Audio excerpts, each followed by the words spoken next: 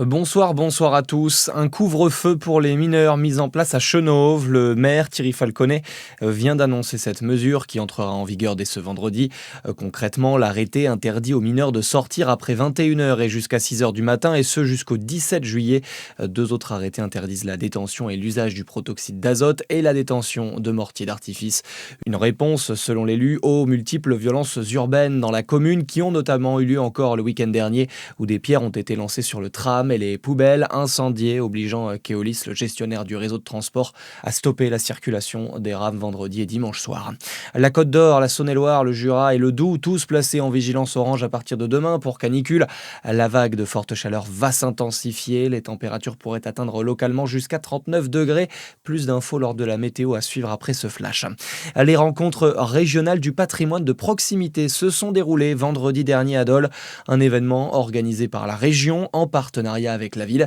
Il s'agit d'un rendez-vous annuel pensé comme un temps convivial destiné à offrir aux acteurs régionaux du patrimoine un espace de rencontre, de réflexion, d'échange et de découverte partagée.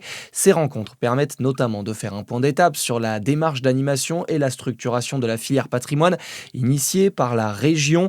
Le vice-président de la région à la culture et au patrimoine, Bertrand Vaux, revient au micro de Charlie Chevasson sur les enjeux de cette journée. Le but de la journée, c'est de créer des conditions pour qu'il y ait des échanges entre tous les acteurs de la rénovation du patrimoine de la région Bourgogne-Franche-Comté. Voilà, donc le but, c'est que tout ce monde-là échange pour d'abord se congratuler des projets qui ont été faits et aussi pour envisager de nouveaux projets de rénovation du patrimoine. Notre région, c'est la région qui a le plus de patrimoine en France par habitant.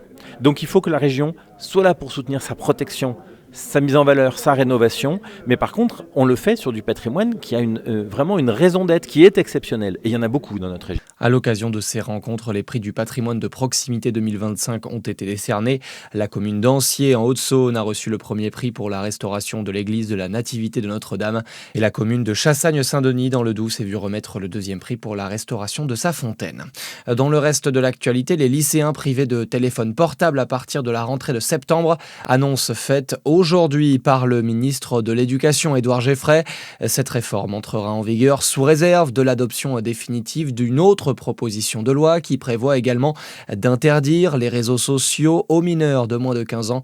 Le texte doit être publié avant l'été. Le téléphone portable était déjà interdit dans les autres établissements scolaires.